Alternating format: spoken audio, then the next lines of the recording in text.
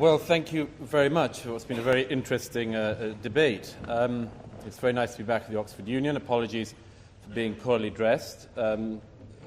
I did have black tie when I was at Oxford, but it's more than 12 years ago now, and I tried on my black tie earlier, and it looks less like a dinner suit than a wetsuit. But notwithstanding my dress, I would like to tackle some of the things that have not been tackled, and answer some of the speeches that have already come from both sides, and to address what I think is an issue we have to take seriously, because it's about our future as a country and a society, and it's, in my opinion, not going to be easy, and it's going to require quite a lot of fairly clear, tough, frank thinking. Let me first of all give you some facts. We have to start this off from the facts. The 2011 census, which was published last year, showed that the number of people living in England and Wales who were born overseas rose by nearly 3 million in the last decade alone. Only 44.9% of London residents now tick the box saying that they are white British, and nearly 3 million people in England and Wales now live in households where not one adult speaks English as their main language. 23 of London's 33 London boroughs, in 23 of those 33 London boroughs, people who identify themselves as white Britons are now in a minority. A spokesman, by the way, for the Office of National Statistics hailed that as diversity, but I can assure you that some of those boroughs are not diverse at all. On the matter of the rate of immigration, let's just clear up something. Nobody on my side, I certainly am not against immigration, and that is not what the motion is about. And you can reinvent it however much you want, but that's not what it's about. It's that there has been too much. And I would say, like I think other speakers have already said, that too much did not happen in the 50s, or the 60s, or the 70s, or the 80s. It happened under the Labour government in the 1990s and the early 2000s. There is a motif that this country has always been a nation of immigrants. That is not true. It is not true. For most of this country's history, there was a very homogeneous group of people on these islands. And the idea that what is happening now is what has always happened is simply a fib, and you have to look to this. The Huguenots are always given as an example, a very good example, and a group that 50,000 Huguenots came to this country in the period of the 1680s onwards. Now, 50,000 Huguenots over the period of years was equal to about 2 months of immigration in the 1990s. 50,000 was about 2 months. The Ugandan Asians expelled by Idi Amin, which this country, I think, rightly took in, numbered 30,000 people. 30,000 people by the late 1990s was 6 weeks of immigration.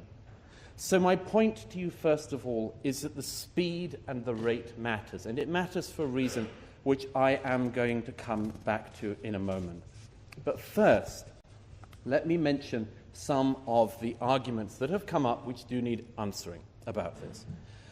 The first is the inevitable argument that the reason why we need mass immigration and have needed it is because there are jobs that British people will not do, and we need to import people to do those jobs.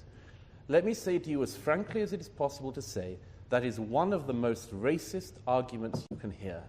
It suggests that there are jobs which British people not only don't want to do, but shouldn't do, don't have to do. We don't have to even encourage them to do. Please, you've had your go.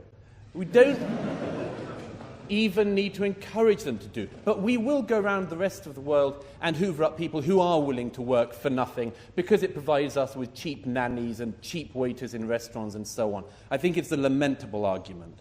The second argument you can hear, and we had it already tonight, is the argument about the hoovering up, as I would put it, of the other end, as it were, of the economic spectrum, that it is the best idea possible that we will travel around the world and hoover up nurses and doctors in Africa and across other regions of the world, that we can take people from the third world who the third world has superbly educated and make sure they benefit us. Again, I think a lamentable argument. Look, the argument on immigration often comes down to net benefits. Is it an economic net benefit or an economic problem?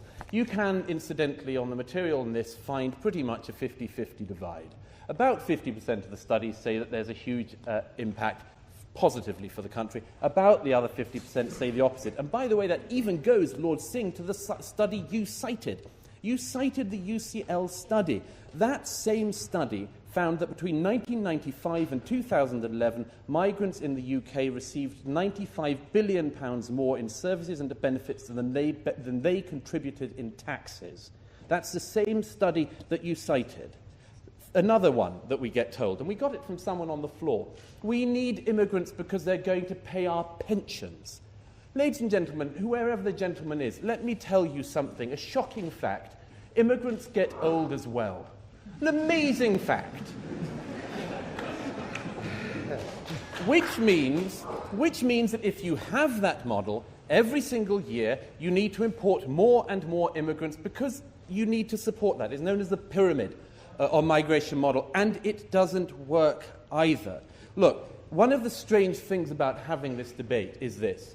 Everyone thinks that they have to tiptoe. I'm sure you're nervous about walking through the proposition lobby tonight. I'm sure you are, because this is an issue which is fervid and fetid in all sorts of ways. But one of the oddities about this is that there is complete political unanimity on this side of the House. Complete political unanimity.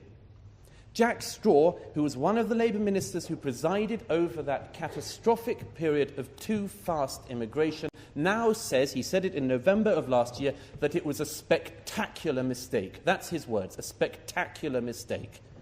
David Miliband, now Labour leader, says that at the next general election... very easily done. Apologies. Ed Miliband, now Labour leader, says that if he wins the next general election, which he could, he will bring net immigration down because he realises his party got this wrong. He said in September of last year, I want to get overall immigration down. David Cameron, Nadim's party leader, the man who would be properly Prime Minister, perhaps in 2015, said in his speech last year, on 25th of March, he said, contra, Nadim, to your argument, quote, under the previous government, immigration was far too high and the system was badly out of control. Net migration needs to come down radically. That's the words of the Prime Minister. This is not an outrider argument. It's what all the main political parties now say. They say it because it's what the public think.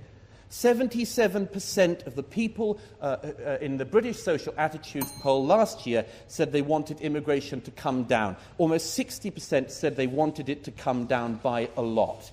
That's the British people's opinion, and the politicians are simply, amazingly, having to try to answer that, and a serious need. Now, I'm aware that the bell has gone, but let me very quickly address the issue, if I can find it, that came up from a couple of people. And this is the key thing I really wanted to mention, if I may have a moment. This issue of our values. I hate hearing this we don't know who we are, because quite often it leads to the thing of, we're not anything. Britain isn't anything. Britain never existed. It's not an identity, and so on.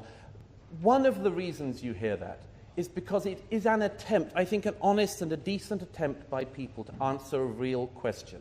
When you have migration at the rate this country has had it in recent years, you have to expand and water down your definition of what you are, because you have people coming in so fast that what would have been your definitions of yourself stop holding.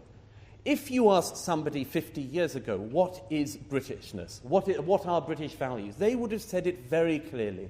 They are epitomised in a set of historic institutions, in the institutions of Parliament, in the institutions of trial by jury and the High Courts, in the great schools and universities. They would have said the monarchy. They would have said the Church of England. Why is it now that we have this big, endless debate? Who are we? What are we? It's because we want to welcome people, but it's happened so fast, we have to end up doing things like saying Britishness is about fair play or being nice to people. Everyone wants to be nice to people. Very few people would say our identity as a country is being mean to people. But we water it down because it's what we think we have to do, and in a way we're right. In a way we're right, because it has become very difficult to say what Britishness is or can be or should be for people when immigration happens at this kind of rate. I would submit, ladies and gentlemen, this is something which in your lifetime and mine is going to be a colossal issue. Migration does bring all sorts of benefits. When it comes at this sort of rate, I would argue it also brings some very negative things as well. And one of the things that is that people of this country, including many, many immigrants, and I'll finish on this, many immigrants, including first and second generation immigrants, now say there is a problem with the speed of immigration because it changes the country. It is all very well to say that we are open to people who share our values. But if our values water down and the people who come here come at the rate they have, it is not surprising that we will end up arguing for immigration as an economic thing, because we will be giving up our culture, we will be giving up our identity, and we will be saying what some people now do say, which is that the peoples of Britain and Europe have lost their place in the world. I think it is right for people to have a place they call home, an identity that they're proud of. I think it for all people around the world, and I think it for the people of this country. And I hope tonight you can vote to say you think that too. Thank you.